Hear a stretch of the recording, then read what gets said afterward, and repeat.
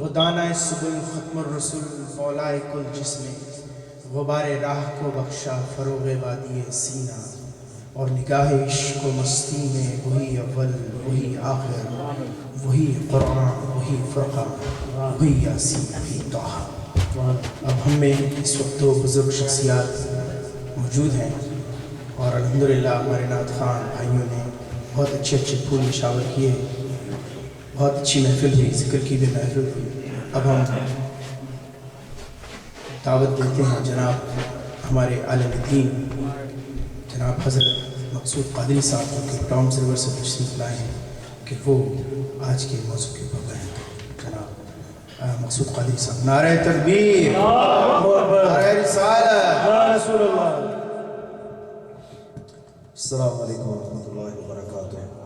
الحمدللہ رب العالمین والعاقبۃ للمتقین، والصلاة والسلام علی سید الانبیاء والمرسلین، اما بعد رب اشرح لی صدری ویسر لی امری واحلل عقدۃ من لسانی یفقہوا قولی۔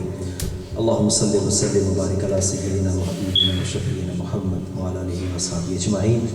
الصلاة والسلام علیک یا سیدی یا رسول اللہ وعلى آلك وأصحابك يا حبيب الله، الصلاة والسلام عليك يا رحمة للعالمين وعلى آلك وأصحابك يا شفيع المسلمين۔ الحمدللہ اللہ رب العزت کے فضل اور اس کے کرم سے اس بابرکت محفل 11ویں شریف میں ہم شریک ہیں۔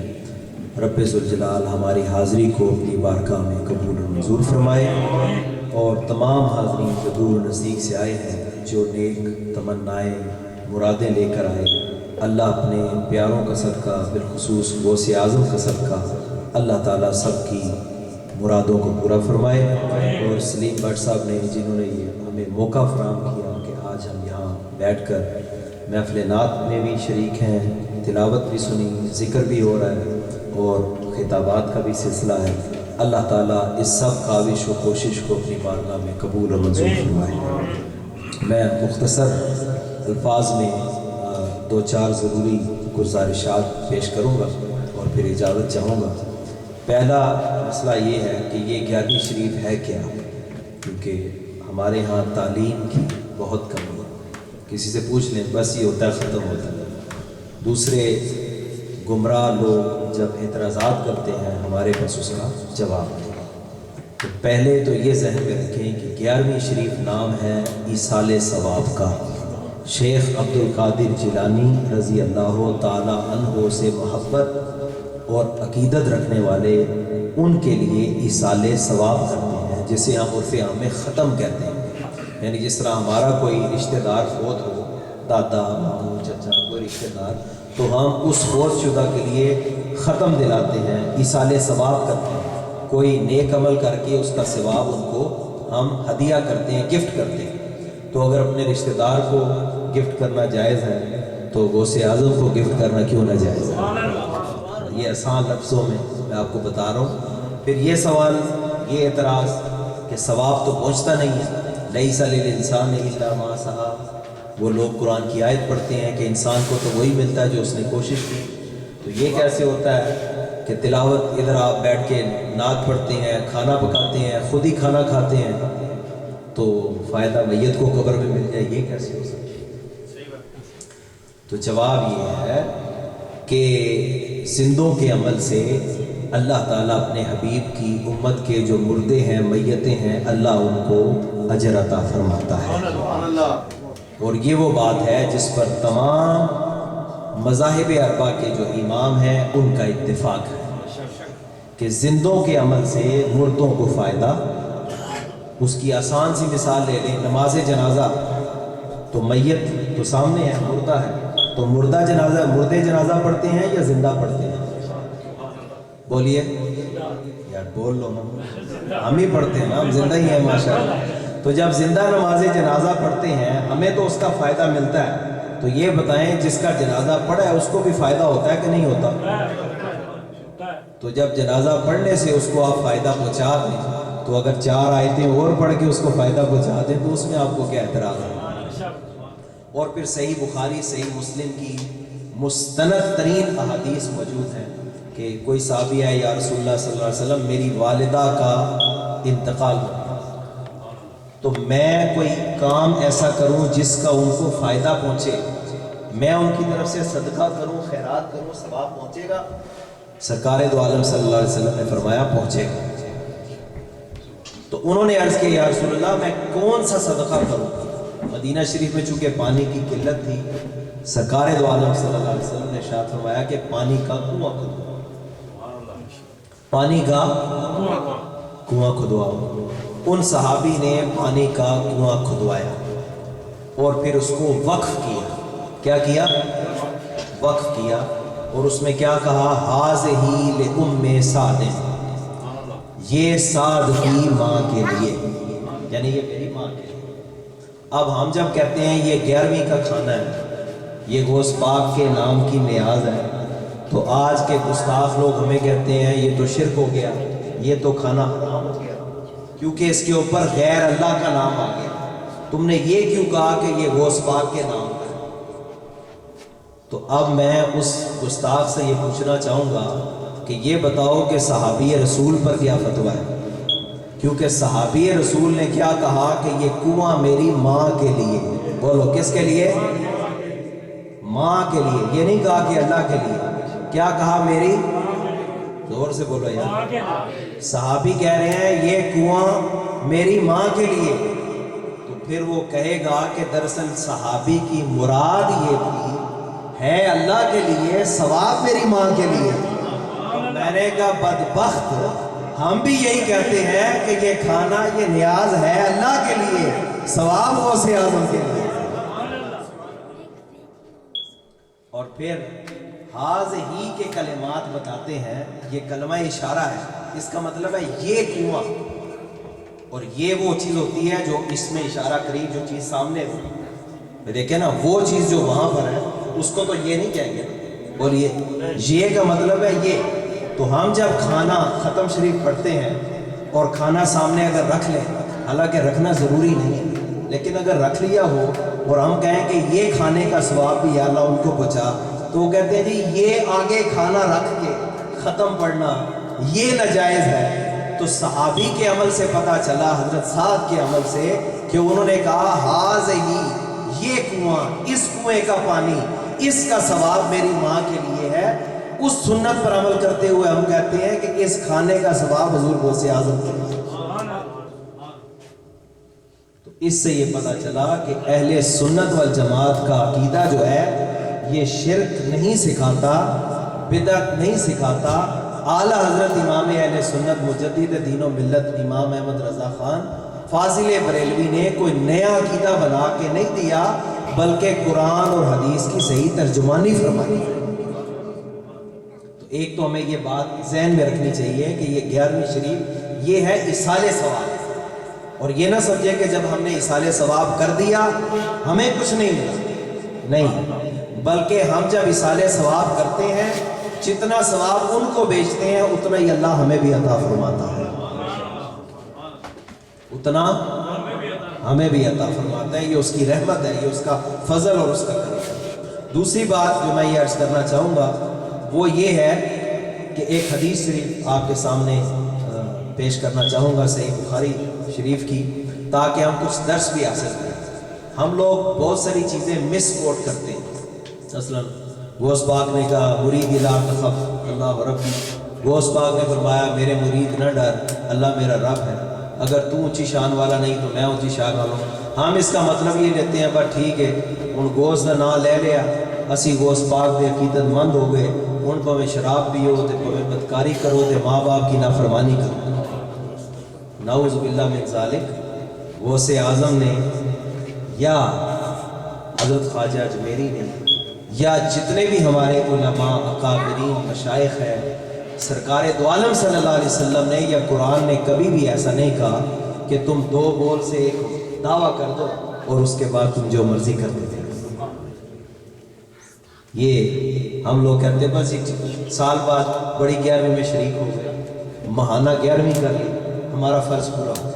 یہ فرض نہیں، یہ تو نفل ہے، اگر کریں گے تو ثواب ہے، نہ کریں گے تو گناہ نہیں ہے۔ ہمارا عقیدہ ضرور ہے یہ کرنا جائز ہے، قیامت کے دن یا قبر میں اس کا سوال نہیں ہوگا 11ویں کی تھی یا نہیں کی تھی، لیکن قیامت کے دن نماز کا ضرور سوال ہوگا کہ نماز پڑھی تھی یا نہیں پڑھی تھی۔ تو اس ضمن میں ایک حدیث بیان کرنا چاہتا ہوں جس سے ولی اللہ کا مقام ہمیں پتہ چلے کہ ولی کا کیا مقام ہے اور ولی بنتا کیسے۔ ہم یہ سمجھتے ہیں ایک بابا آتا ہے آسمان سے گرتا ہے، وہ مطلب ہوتا ہی بڑا کیا پوتر، بڑا پاک صاف، وہ بس بنا بنایا آتا ہے، بس آ کے پھوکے مارتا ہے اور چلا جاتا ہے۔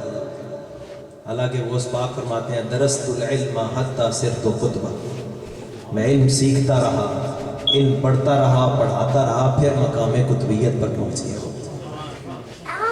وہ لوگ تو محنتیں کریں، علم حاصل کریں، تقوی اور پرہیزگاری اختیار کریں، اور ہم یہ سمجھتے ہیں بس کوئی بابا آئے گا وہ شف کرے گا اور ہم خلیفہ بن جائیں گے۔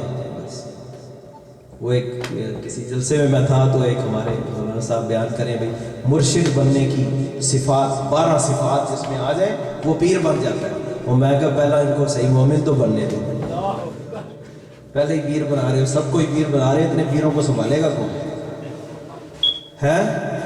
تو دیکھنا یہ ہے کہ کیا ولی اللہ، دیکھیں نبی تو اور نہیں بن سکتا، بولو میں عقیدے کی بات کروں، نبی نہیں بن سکتا، نبی اور کوئی نہیں آ سکتا، ہمارے نبی آخری نبی ہے، ٹھیک ہے؟ چاہے انگریزی سرکار ہو، چاہے برطانیہ ہو، پورا زور بھی لگا لے قادیانی وغیرہ، تو نبی اور، لیکن ولی بن سکتے ہیں، بنتے تھے، بنتے ہیں اور قیامت تک بنتے رہیں گے۔ جب تک دنیا میں ولی اللہ ہے دنیا قائم ہے۔ تو کیا کبھی ہم لوگوں نے یہ کوشش کی کہ ہم بھی ولی اللہ بنیں؟ یا ولی اللہ بننے کا طریقہ کیا؟ بھئی آپ نے اگر ڈرائیونگ لائسنس لینا ہے تو ہم کتنی تگ و دو کریں گے، کلاسیں لیں گے، اس کی اسٹڈی کریں گے، پھر کسی سے ٹریننگ لیں گے، پھر کہیں جا کے پاس ہو۔ ڈاکٹری کرنی ہے، آپ نے انجینئر کچھ بھی کرنا ہے دنیا میں تو ہمیں پتہ ہے اس کا ایک پروسیس ہے، لیکن جنت حاصل کرنی ہے یا اللہ کا قرب ہم کہتے ہیں بس بس وہ ایک پھوک سے کام سے۔ تو ولی کیسے بنا جاتا ہے یا ولی بننے کے لیے کیا کرنا؟ صحیح بخاری اور صحیح مسلم کی حدیث بیان کرتی ہے کہ سرکار دو عالم صلی اللہ علیہ وسلم نے فرمایا، اور حدیث بھی کون سی ہے؟ حدیث قدسی۔ حدیث قدسی وہ ہوتی ہے کہ جس حدیث میں راوی رسول اللہ ہوتے ہیں اور روایت کرتے ہیں کہ اللہ یہ فرماتا ہے، کہہ دیں زبان، فرمایا من عاد علی ولی فقد آذنتہ بالحرب، جو میرے کسی ولی سے بغض رکھے، نفرت کرے، اللہ فرماتا ہے میں اس کو اعلان جنگ کرتا ہوں۔ عام سے ولی، تو جو عام ولی سے، ولی ین کے اوپر تنوین ہے جس کا مطلب ہے عام ولی، چھوٹے سے چھوٹا، جو کسی عام چھوٹے ولی سے بغض رکھے اس کے لیے اللہ کا اعلان جنگ ہے۔ جو ولیوں کے امام شیخ عبد القادر جیلانی سے بغض رکھے تو اس کا ایمان کیسے بچے گا؟ اس کا انجام برا ہوگا جس کے ساتھ اللہ اعلان جنگ کرے۔ خیر آگے چلے تو حدیث بتاتی ہے وَمَا يَتَقَرَّبُ إِلَيَّ عَبْدِي بِشَيْءٍ أَحَبَّ إِلَيَّ مِمَّا افْتَرَضْتُ عَلَيْهِ، کوئی ایسی دنیا میں میں نے کوئی ایسی چیز نہیں کہ جو میرے قریب ہونے کا ذریعہ ہو میرے بندے کے لیے، ماں سوائے اس کے جو میں نے اس پر فرض کیا ہے۔ کیا کیا ہے؟ فرض کیا ہے۔ میں نے اپنے بندے پر جو چیزیں فرض کی ہیں اس سے زیادہ بڑھ کے میرے قریب ہونے کی اور کوئی چیز نہیں، فرض پہلے۔ مثلا ہمارے ماشاءاللہ ذوق آ گیا، ساری رات ماشاءاللہ نفل پڑھ رہے ہیں، نعت خوانی ہو رہی ہے، فجر کے ٹائم سو گئے، اپنے تئیں سمجھ رہے ہیں میں نے بڑا تیر مار لیا۔ پیر صاحب کی تو بڑی خدمت کی، اور ماں باپ کو آنکھیں دکھانا، ماں باپ کے سامنے اونچا بولنا، تمہارے لیے سب سے بڑے پیر تو تمہارے والدین ہیں، کیونکہ اس کائنات کے مرشد اعظم سیدنا محمد مصطفیٰ نے فرمایا کہ جس کے ماں باپ اس سے ناراض ہیں، سن لو محمد بھی اس سے ناراض ہے اور رب بھی اس سے ناراض ہے۔ اگر رب کو راضی کرنا ہے تو ماں باپ کو راضی کرنا، روزانہ پتہ ہی کوئی نہیں ہے۔ والدین ساری زندگی روٹی کے لیے سسکتے رہیں اور اولاد اپنی انا میں آ کر ذرا ذرا سی بات پہ ناراض ہو کر ان کا خرچہ بند کر دے، اور وہی والدین جب مر جائیں تو 40 دیگیں پکا کے ختم دلائیں اور لوگوں کو بتائیں کہ میں بڑا نیک کام کر رہا ہوں۔ یہ نفل ہے، وہ فرض تھا۔ فرمایا وما یتقرب الی عبدی بشیء احب الی مما افترضت علیہ، جو میں نے فرض کیا ہے، جو فرائض ہیں، جب تک فرائض پورا نہ کرے بندہ میرے قریب نہیں آ سکتا۔ میرا قرب ملتا ہے فرائض ادا کرنے سے۔ یا اللہ بندے نے فرض پورے کرنے شروع کر دی، نماز 5 وقت شروع کر دی، قرآن کی تلاوت کو شعار بنا لیا، بندے نے زکوٰۃ ادا کرنی شروع کر دی، حج فرض ادا کر دیا، بندہ ماں باپ کا بھی فرما بردار بن گیا، حلال حرام کی تمیز کرنے والا بن گیا، حرام سے اپنے آپ کو بچاتا ہے، حلال کماتا ہے اور حلال کھاتا ہے۔ یا اللہ فرض سارے پورے کر لیے۔ فرمایا ولا یزال یتقرب الی بالنوافل، فرمایا یہ تو فرض تھا اور فرض تو قرض ہے، یہ تو ڈیوٹی ہے۔ اب اگر ولی بننا ہے تو پھر وہ بندہ میرے قریب آتا ہے سنتوں اور نفلوں کے ذریعے، پھر وہ نفل ادا کرتا ہے، وہ 5 پہ بس نہیں کرتا، پھر وہ کبھی تہجد پڑھتا ہے تو کبھی اشراق پڑھتا ہے، کبھی چاشت پڑھتا ہے تو کبھی صلاۃ الاوابین پڑھتا ہے۔ فرمایا پھر وہ نفلوں کی طرف آتا ہے، سنن اور نوافل اور مستحبات کا اہتمام کرتا ہے۔ یا اللہ پھر کیا ہوتا ہے؟ فرمایا حتی احبہ، پھر میں اس کو اپنا محبوب بنا لیتا ہوں، میں اس کو اپنا مقرب بنا لیتا ہوں۔ وہ پہلے قرب فرائض حاصل ہوا، اب قرب نوافل حاصل ہو گیا، اب رب فرماتا ہے میں نے اس کو اپنی محبت عطا کر دی، میں نے اس کو اپنا محبوب بنا لیا۔ اور بخاری ہی کی دوسری حدیث بتاتی ہے جب رب کسی سے محبت کرتا ہے، نادا جبریل، رب جبریل کو پکارتا ہے انی احب فلانا فاحبہ، جبریل فلاں بندے سے مجھے پیار ہو گیا، وہ میرا مقرب ہو گیا، جبریل میں اس سے پیار کرتا ہوں تو بھی اس سے پیار کر۔ پھر جبریل آسمانوں میں اعلان کرتا ہے کہ آسمان والو، فلاں بندہ جو زمین میں ہے رب اس سے پیار کرتا ہے، میں بھی پیار کرتا ہوں تم بھی اس سے پیار کرو۔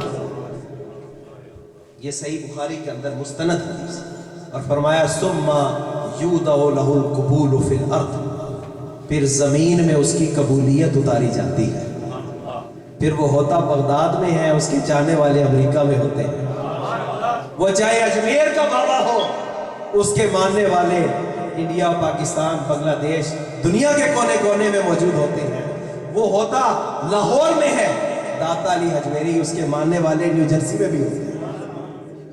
فرمایا یہ قبولیت ہم اتارتے ہیں، اور یہ قرآن بیان کر رہے ہیں ان الذین آمنوا وعملوا الصالحات، وہ لوگ جو ایمان والے ہیں اور اعمال صالحہ نیک اعمال کرتے ہیں، سیجعل لہم الرحمن ودا، رحمان ان کی محبت لوگوں کے دلوں میں ڈالے۔ ہمارا غوث اعظم سے کوئی نسبی تعلق نہیں ہے، کوئی بظاہر خاندانی تعلق نہیں ہے، لیکن جب نام آتا ہے تو سر جھک جاتا ہے، اس لیے کہ ان کی محبت اللہ نے ہمارے دلوں میں ڈالی۔ تو میں اپنی بات کو ختم کرتا ہوں۔ فرمایا کہ جب رب بندے کو اپنے قریب کر لیتا ہے، اس نے فرائض بھی ادا کر لیے، نوافل بھی ادا کر لیے، مقام ولایت پر آ گیا، تو رب فرماتا ہے پھر کیا ہوتا ہے فَكُنْتُ سَمْعَهُ الَّذِي يَسْمَعُ بِهِ، پھر میں اس کی سماعت بن جاتا ہوں، فَكُنْتُ بَصَرَهُ الَّذِي يُبْصِرُ بِهِ، پھر میں اس کی قوت بصارت بن جاتا ہوں۔ بظاہر وہ دیکھتا ہے لیکن پیچھے نگاہ قدرت ہوتی ہے۔ فرمایا فَكُنْتُ يَدَهُ الَّتِي يَبْطِشُ بِهَا وَرِجْلَهُ الَّتِي يَمْشِي بِهَا، فرمایا میں اس کے ہاتھ بن جاتا ہوں جس سے وہ پکڑتا ہے، اس کے پاؤں بن جاتا ہوں جس سے وہ چلتا ہے، جیسے اس کی شان کے لائق ہے۔ یعنی بندہ خدا نہیں بنتا، یہ ذہن میں رہے، حلول کا عقیدہ نہیں ہے، بندہ بندہ ہے، رب رب ہے، لیکن رب یہ فرما رہا ہے اب اس کا دیکھنا اس کا نہیں ہوتا، اس میں ہماری قدرت اس کے ساتھ معاون ہو جاتی ہے، وہ ہماری قدرت کا مظہر بن جاتا ہے۔ پھر وہ ہوتا تو ممبر پہ ہے سیدنا عمر رضی اللہ تعالیٰ عنہ مدینہ میں، اور حضرت ساریہ نہاون میں ہے، اور وہ کہہ رہے ہیں یا ساریہ الجبل، یا ساریہ الجبل۔ سرکار نے فرمایا اتقوا فراست المومن انہ ینظر بنور اللہ، مومن کی فراست سے ڈرو، اس لیے کہ وہ اللہ کے نور سے دیکھتا ہے۔ یہ فراست ہے ایمانی۔ تو جب بندہ اس مقام پر پہنچ جاتا ہے، فرمایا وَلَئِن سَأَلَنِي لَأُوتِيَنَّ، پھر بندہ اگر مجھ سے مانگ لے، رب فرماتا ہے میں ضرور بے ضرور عطا کروں۔ اتنی تاکیدیں ہیں لَأُوتِيَنَّ، آپ الفاظ دیکھیں عربی گرامر کے، فرمایا کہ وہ بندہ اگر مجھ سے سوال پناہ مانگے تو اسے پناہ دیتا ہوں، سوال کرے تو سوال دیتا ہوں۔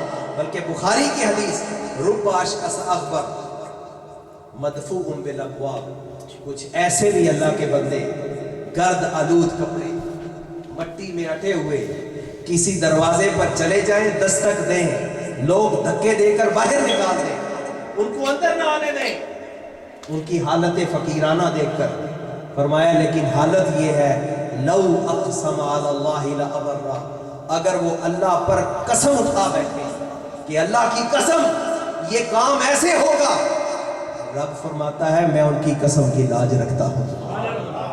مثال کے طور پہ اگر کل بارش نہیں ہونی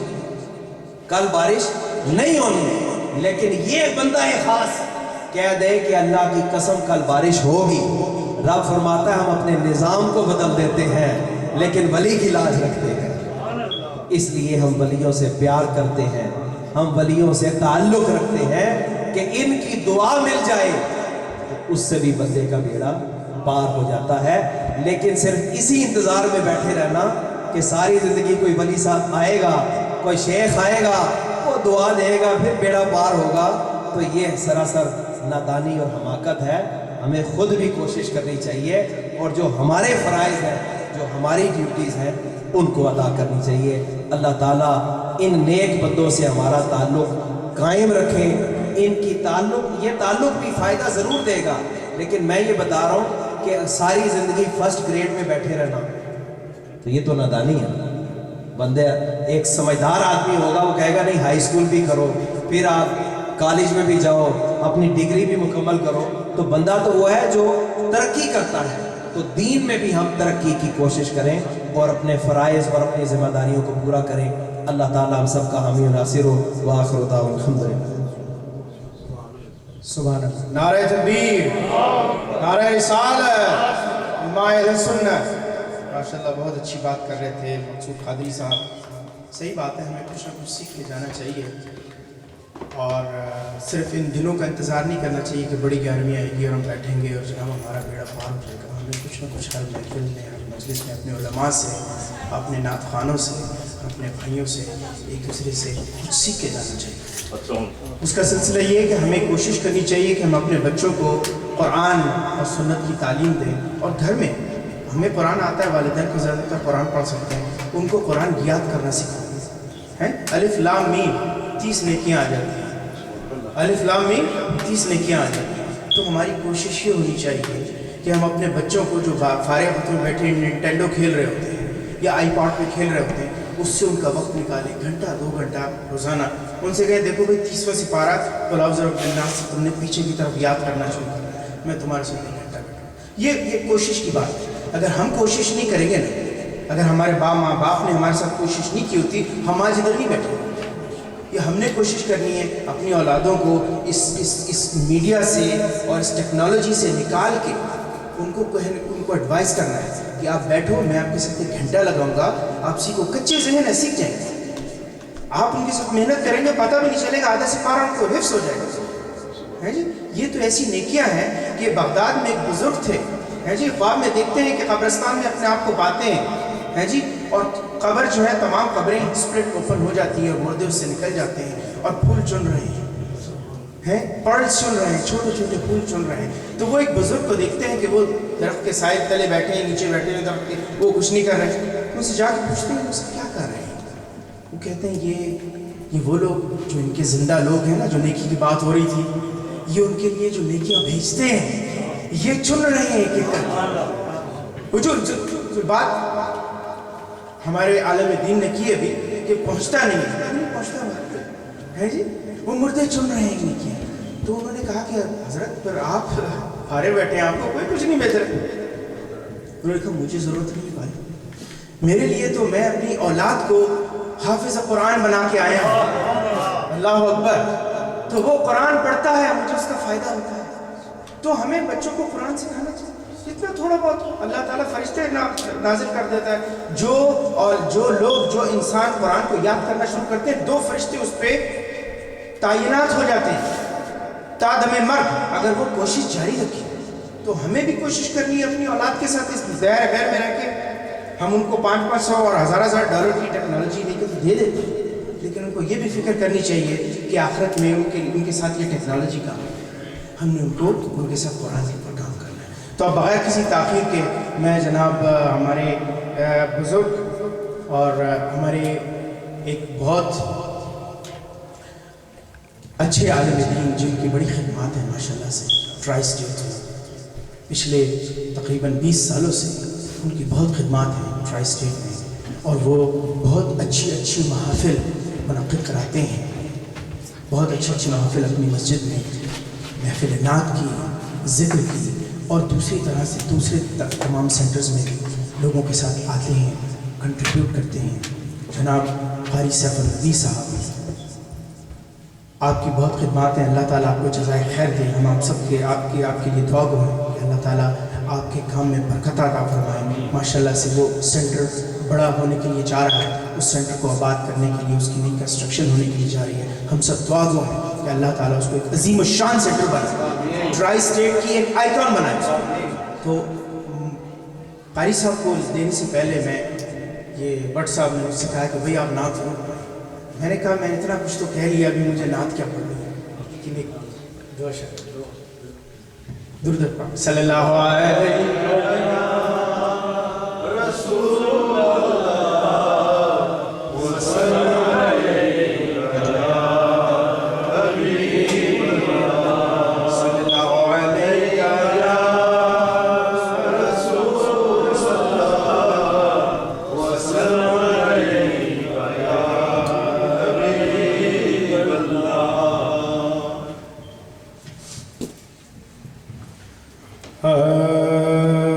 جتنا دیا سرکار نے مجھ کو،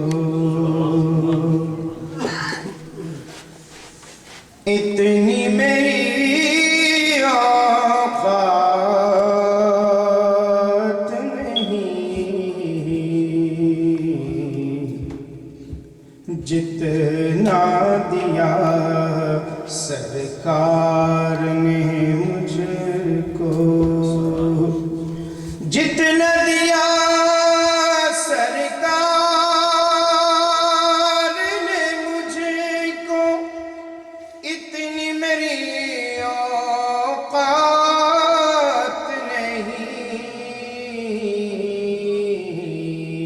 اور یہ تو کرم ہے ان کا، ورنہ مجھ میں تو ایسی بات نہیں. یہ تو کرم ہے ان کا، ورنہ. ساؤتھ افریقہ میں جو پیسے ڈاکٹر بناتا ہے اتنے پیسے یہاں برگر کنگ پہ کام کرنے والا ایک نوجوان بناتا ہے. تو اس میں کمال کس کا ہے؟ یہ تو اللہ تعالیٰ کا کرم ہے کہ وہ ہمیں ایسی جگہ پہ لایا کہ ہم کچھ بھی نہیں تھے لیکن ہم کچھ سے کچھ بنا، ہم کو ثناخوان رسول بنا دیا. یہ اللہ تعالیٰ کا کرم ہے، فضل. جو منکر ہے ان کی عطا کے، وہ یہ بات بتائیں تو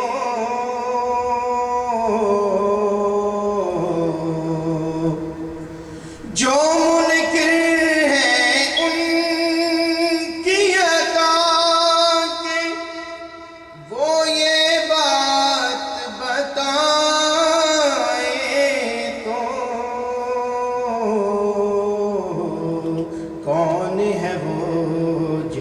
کے دامن میں اس در کی خیرات نہیں جتنا دیا سرکار نے مجھ کو. اور میں جناب قاری